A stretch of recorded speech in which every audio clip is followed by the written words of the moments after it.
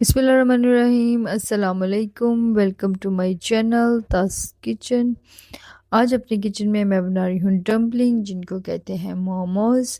तो उसके लिए एक कप मैदा लिया है और इसको अच्छे से छान लेंगे और हम इसमें शामिल करेंगे एक कप का चौथा हिस्सा कॉर्नफ्लोर और उसको भी हम मैदे के अंदर शामिल करेंगे।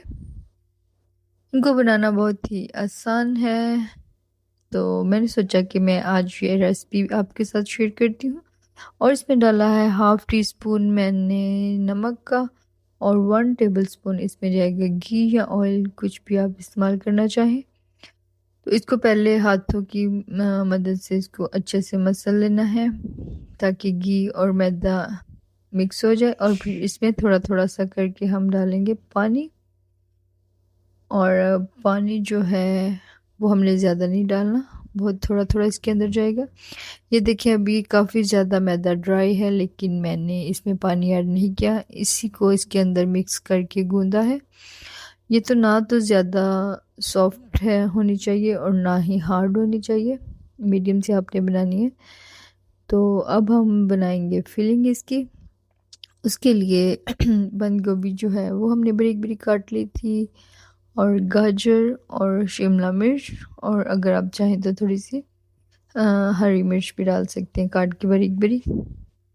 अब हम इसमें स्पाइसेस ऐड करेंगे। हम डालेंगे इसमें हाफ़ टी स्पून नमक और हाफ़ टी स्पून हम रेड चिली पाउडर डालेंगे, चिली फ्लेक्स डालेंगे और हम इसमें डालेंगे हल्दी डालेंगे और हम इसमें डालेंगे चिली सॉस। ये भी तकरीबन हाफ़ टी स्पून हम इसके अंदर डालेंगे और हम डालेंगे थोड़ा-सा विनेगर। ये भी तकरीबन आप हाफ़ टी स्पून ही इसके अंदर डालें और हम सोया सॉस भी डालेंगे हाफ़ टी स्पून और इसको अच्छे से मिक्स करने के बाद एक पैन में हम थोड़ा-सा ऑयल लेंगे, 1 चम्मच हम इसमें ऑयल डाल रहे हैं, जो टेबल स्पून ही आप कह लें।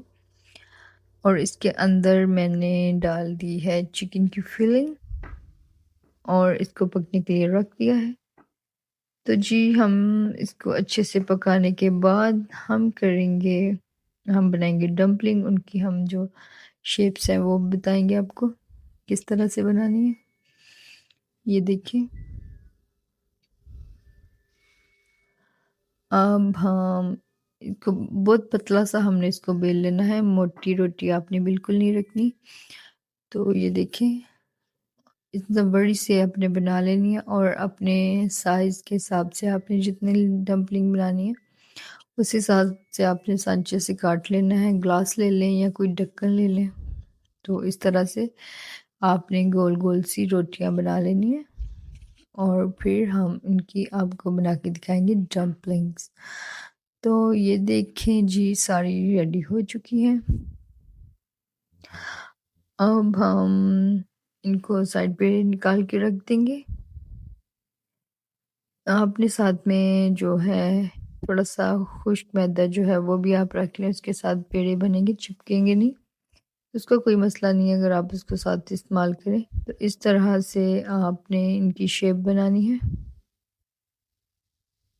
डिफ़रेंट डिफ़रेंट शेप में आप बना सकते हैं डम्पलिंग को।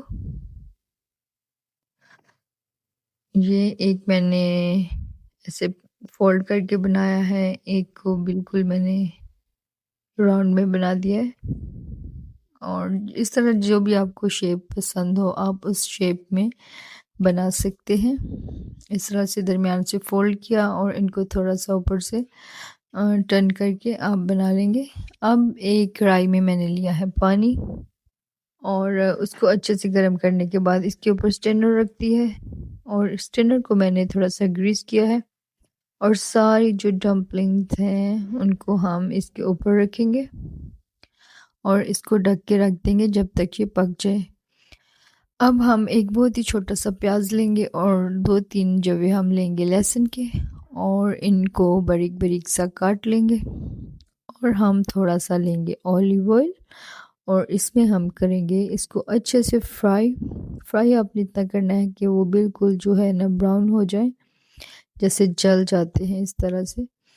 और फिर इनका टेस्ट जो है वो ऑयल के अंदर चला जाएगा।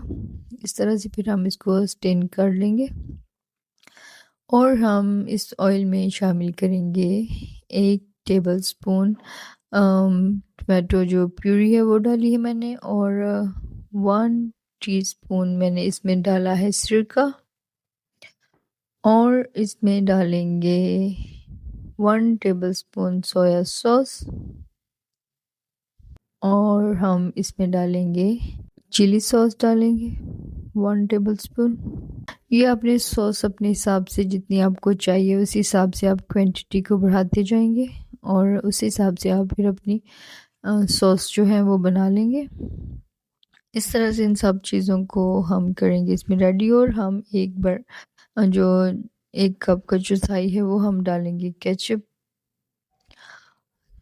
और केचप डालने के बाद हम इसको थोड़ा सा करेंगे मिक्स, और हम इसमें डालेंगे शुगर भी हम इसमें डालेंगे, तकरीबन 2 टेबलस्पून मैंने डाली है, पाउडर शुगर मैंने डाली है। तो अब दूसरी भी डाल सकते हैं, लेकिन ये कि उससे ज़रा जल्दी मिक्स हो जाती है। और इसके अंदर जाएंगे चिली फ्लेक्स भी इसके अंदर डाल रहे हैं। तो इन सब चीज़ों को डालने के बाद इसको अच्छे से मिक्स करना है। बाकी दूसरी मेरी अपनी थी, मैंने जब बनाई तो मुझे लगा थोड़ी सी थिक है, तो मैंने इसके अंदर थोड़ा सा ना कोई 1 कप का चौथा हिस्सा मैंने थोड़ा सा पानी ऐड कर लिया था, उससे वो थोड़ी सी ना पतली हो गई थी, मुझे इतनी थिक अच्छी नहीं लग रही थी। तो जी ये देखिए हमारे डम्पलिंग भी रेडी हो चुकी हैं। तो मैं डम्पलिंग को इतना ज़्यादा पसंद नहीं करती थी, मुझे लगता था शायद ये कच्चा कच्चा फील होता होगा, तो उसके लिए मैंने फिर ये किया है, मैंने एक तवे पे इसको थोड़ा सा सेक लिया, इसको उठा के वहाँ से थोड़ा थोड़ा सा मैंने इसको रख के ढक दिया, कोई समझे 2-4 मिनट के लिए, और इस तरह से वो थोड़ी थोड़ी सी नीचे से पक गई, और जी हमारी मज़ेदार सी डम्पलिंग होगी है रेडी। बहुत मज़ेदार डम्पलिंग तैयार होंगी, तो आप ज़रूर ट्राई करना और कमेंट बॉक्स में बताना कैसी लगी मेरी रेसिपी। दुआ में याद रखना। अल्लाह हाफिज़।